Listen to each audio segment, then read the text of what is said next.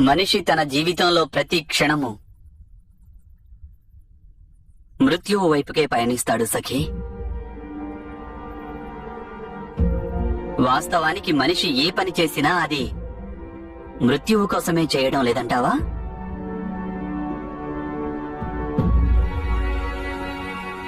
వసంతంలో చివురించేటటువంటి ప్రతి ఒక్క పత్రము మళ్లీ శిశిరంలో రాలేందుకే చివురించడం లేదా?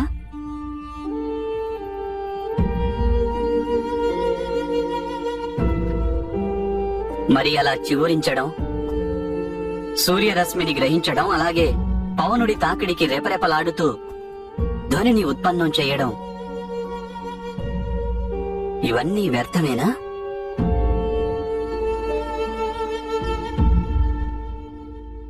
పెను తుఫాను వృక్షాన్ని కుదిపేస్తున్నప్పుడు ఆ వృక్షాంశంపై ఉన్న ప్రతి ఆకు తన శక్తినంతా కూడా తీసుకుని ఆ వృక్షంపైనే ఉండే ప్రయత్నం చేస్తుంది.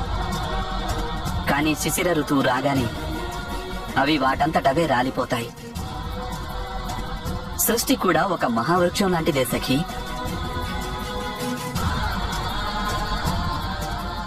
అలాగే ప్రతి మనిషి, పశుపక్షాదులు ఈ వృక్షంపై జన్మించి పెరిగి రాలిపోయే ఆకులే. రాలిపోవడం అనేది నిశ్చయం.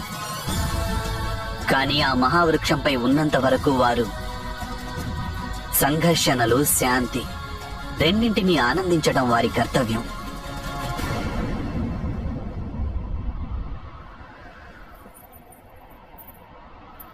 ఇందులో నాకు ఏ ఆనందము కనిపించడం లేదు గోవిందా. ఎందుకంటే నీవు మోహానికి బందీవైనావు సఖీ. అవును, నేను మోహానికి బందీనైనాను. కానీ ఈ యుద్ధంలో మాకు విజయం లభిస్తే అప్పుడు కూడా నాకు ఈ సుఖము లభించదంటావా? సుఖం కోసం యుద్ధం చేయమని నేనెప్పుడు చెప్పాను సఖీ? ప్రతీకారం, ప్రతిష్ఠ, సంపదల కోసం యుద్ధం చేయమని నేనెప్పుడు సలహా ఇచ్చాను?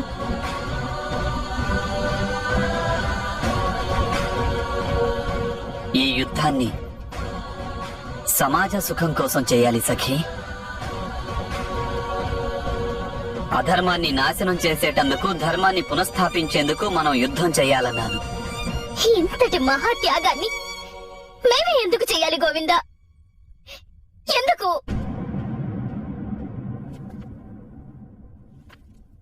విను సఖీ,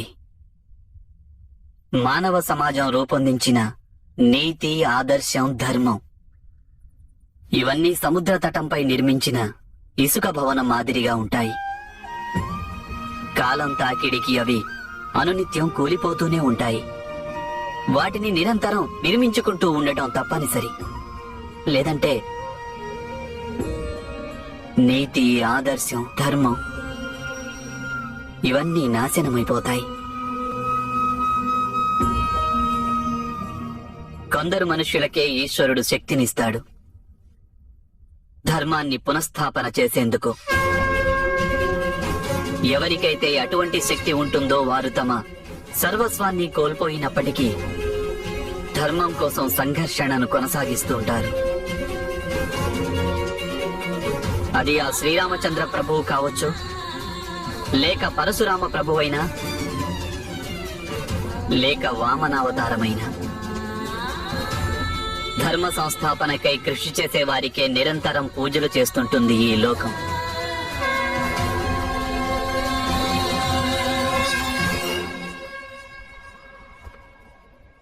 ఒక్క విషయం తెలుసుకో సఖీ, ధర్మం కోసం కృషి చేయడం ఎవరికీ కర్తవ్యం కాదు.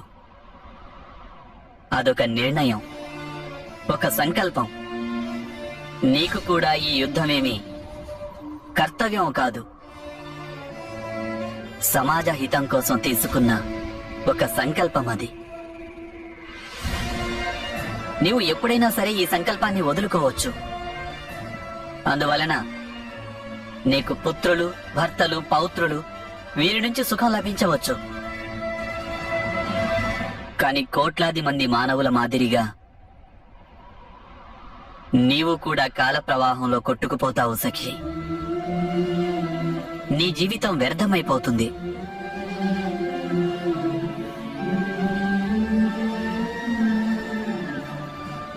కారణంగా ఎవరికీ ఎటువంటి లాభము లభించదు. ఈశ్వరుడు నీకు ఒక విశేష శక్తిని దానంగా ఇచ్చాడు. ఆ ఈశ్వరుని విశ్వాసం చెదిరిపోతుంది.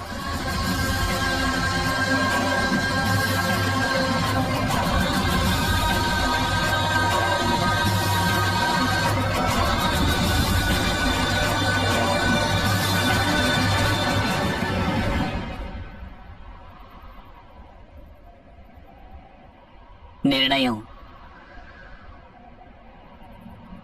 నీవే తీసుకోవాలి సఖీ.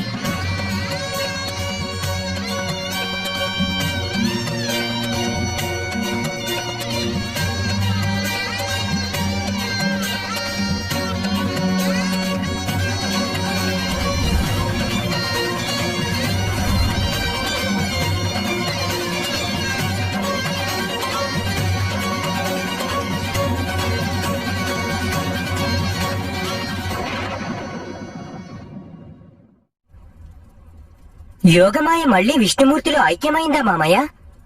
ఐక్యమవలేదు అభిమన్యు. ఆ మహావిష్ణుని యోగమాయ లోకంలో ధర్మ సంస్థాపన కోసం సదా ప్రకటితమవుతూనే ఉంటుంది.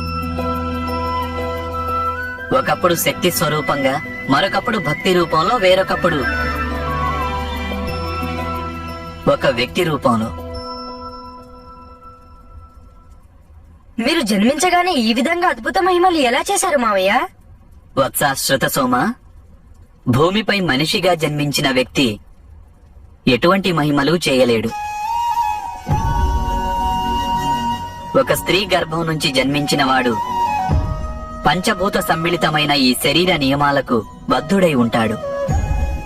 వానిపై జననం, వృద్ధాప్యం, రోగం, అలాగే మృత్యువు, ఈ చతుష్టయ ప్రభావం నిశ్చయంగా ఉంటుంది. కానీ మహిమలు జరిగాయి కదా మామయ్య? అవశ్యం అవి జరిగాయి శతానీక. కాని ఆ మహిమలన్నీ సర్వేశ్వరుడు చేశాడు.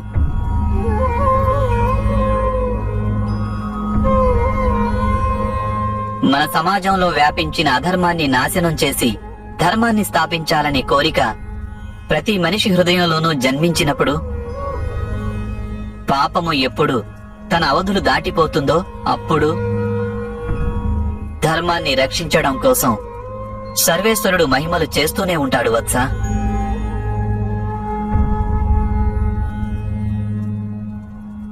ధర్మాన్ని స్థాపించేందుకు మనిషి ఎప్పుడు తన స్వార్థాన్ని, తన ప్రలోభాన్ని, ఈ రెండింటినీ త్యాగం చేసి బలిదానమిచ్చేందుకు సంసిద్ధుడవుతాడో అప్పుడు యావత్ సృష్టి మహిమలతో నిండిపోతుంది.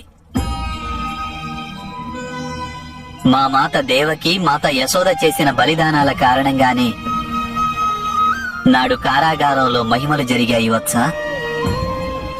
సృష్టి సమతౌల్యం అంటే ఇదే.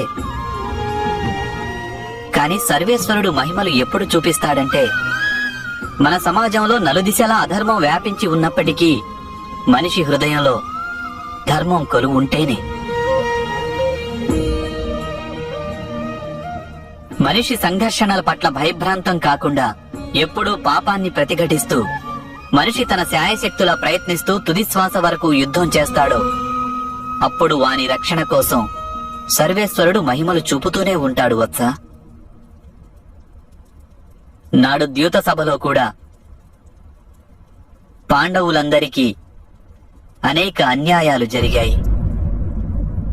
కానీ వీరందరూ ధర్మాన్ని ఏమాత్రం విడనాడలేదు.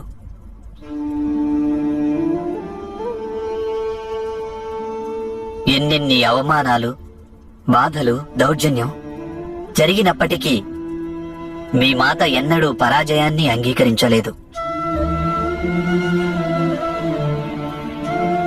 ఈ కారణంగానే సర్వేశ్వరుడు మహిమలు చూపించాడు. అంటే అర్థం, ఈ లోకం నుండి, సృష్టి నుండి, సర్వేశ్వరుని నుండి సహాయం పొందాలంటే సర్వప్రథమంగా తమ స్వార్థాన్ని, మోహాన్ని త్యజించి సంఘర్షణ చేయక తప్పదు.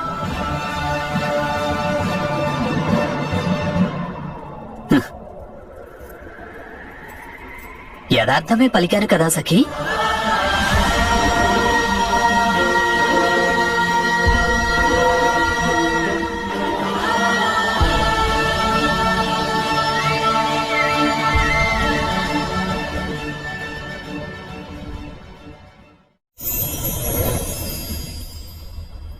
బాల్యంలో మీరింత సాహసం చేశారా వాసుదేవా?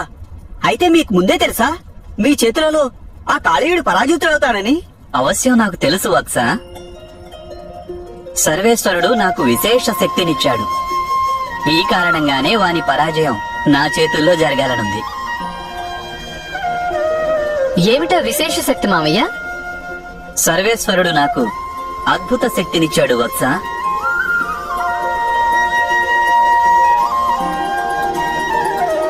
అదేమిటో నీకు తెలుసుకోవాలనుందా?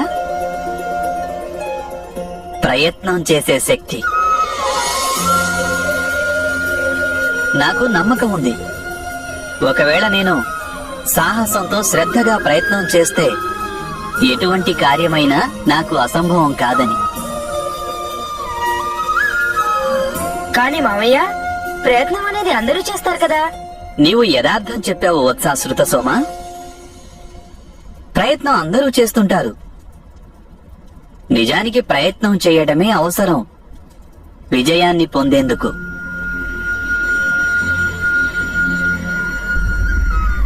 వాస్తవం చెప్పాలంటే మీరనుకునే ఆ విశేష శక్తి ఏదీ నాకు లేదు. ఆ సర్వేశ్వరుడు అన్యులెవరికీ ఇవ్వనిది. సర్వేశ్వరుడు పక్షపాతం వహించడు.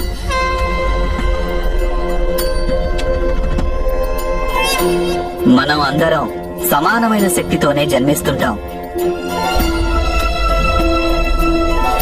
కానీ భయం, మోహం, లాలస వంటి లక్షణాలు మనిషిని ప్రయత్నించకుండా నిరోధిస్తాయి. ఇక ఎవరైతే ప్రయత్నమే చేయరో వారిని సాఫల్యం ఏ విధంగా వరిస్తుంది వత్సా?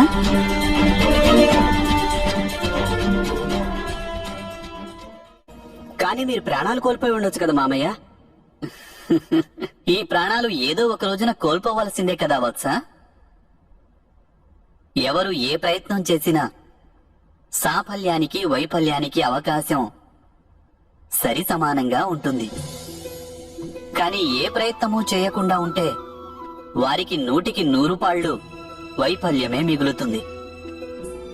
గుర్తుంచుకోండి కుమారులారా, ఇతరుల అన్యాయాన్ని, అత్యాచారాన్ని, అధర్మాన్ని ఎదిరించి సంఘర్షణకు ప్రయత్నించడంలో కేవలం ఒకే ఒక హాని జరగవచ్చు.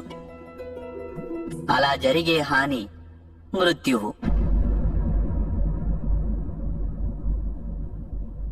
కానీ ఏదైనా భయం గాని లేక మోహం కారణంగా ప్రయత్నం అనేదే చేయకుంటే 2 విధాలుగా హాని జరగవచ్చు. మనలో ఆత్మబలం క్షీణిస్తుంది, ఇంకా అధర్మ పరుల అధర్మం పెరుగుతుంది. నేను చెప్పిందంతా యథార్థమేనా సఖీ?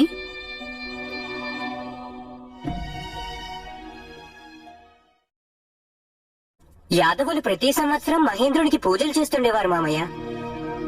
కానీ ఒకసారి మాత్రం ఆ పూజని చేయరాదని మీరు ఎందుకు నిర్ణయించారు? వత్స అభిమన్యు, జగత్తులో వాస్తవికమైన అధర్మం కేవలం ఒక్కటే. ఎందుకంటే ఏ అధర్మమైనా కేవలం ఏదో ఒక విధమైన భయం కారణంగానే జన్మిస్తుంటుంది.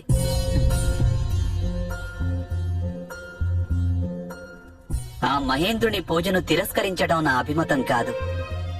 కానీ భయం కారణంగా ఇంద్రునికి పూజలు చేస్తుండేవారు. వాస్తవానికి వారు చేస్తున్న పూజలు ఆ మహేంద్రుడికి కాదు వత్సా. వారు కేవలం తమ మనసులోని భయానికి పూజలు చేసేవారు. కానీ భయం అనేది స్వభావ సిద్ధం కాదా మావయ్య? కాదు పుత్ర. వాస్తవానికి భయాన్ని మించిన శత్రువు ఈ లోకంలో వేరొకటి ఏదీ లేదు.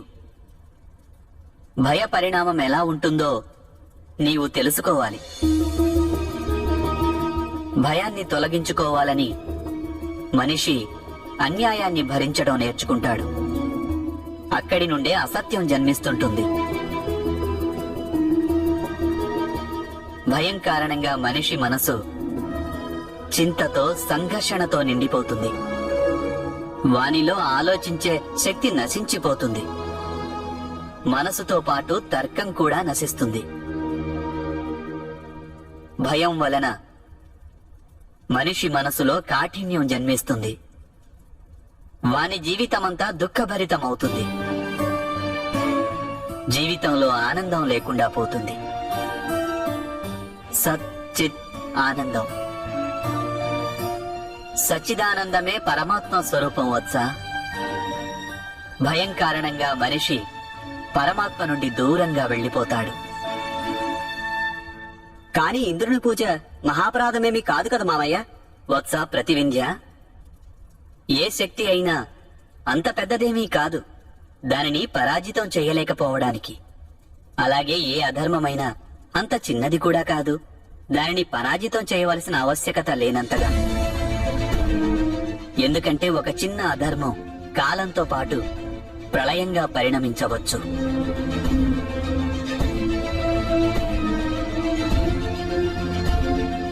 నేను వాస్తవమే చెప్తున్నాను కదా సఖీ.